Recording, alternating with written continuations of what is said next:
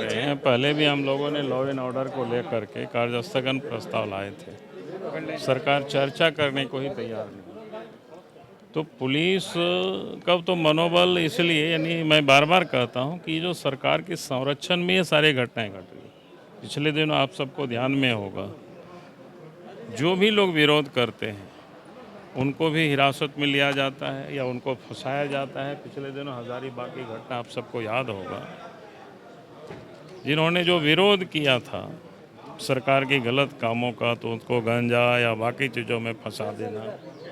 और कल भी जो घटनाएं घटी है वो उसी कड़ी का वो एक हिस्सा है कि आज राज्य में जो प्रशासन है वो बिल्कुल बेलगाम हो चुकी है। और मैं तो बार बार कहता हूं कि आज जो यहाँ पुलिस प्रशासन है या अंचलों में जो कर्मचारी है, सिर्फ वसूली में लोगों को लगा रखे। तो वसूली तो तभी होता है जब लोगों की पिटाई करेंगे, लोग डर से लोग देंगे। आज यही काम हो रहा है पूरे राज्य में।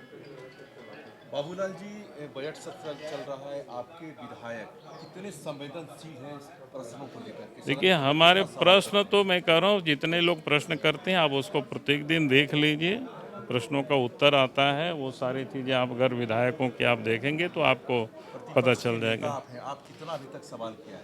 नहीं, मैं तो कह सकता हूँ ना, हमें तो बोलने की ही इजाज़त नहीं दी जाती है, तो मैं चुपचाप बैठे रहता हूँ कि चलो हमारे विधायक लोग आवाज़ उठा रहे हैं, विधायक लोग बोल रहे हैं। अगर कब तक आखिर बोलने की वो इजाज़त नहीं देंगे।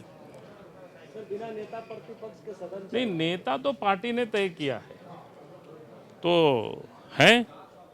अब वो नहीं माने तो इसका कारण थोड़े होता है कि बीजेपी उसके लिए थोड़े, उनके डायरेक्शन पर तो बीजेपी नहीं चलेगी।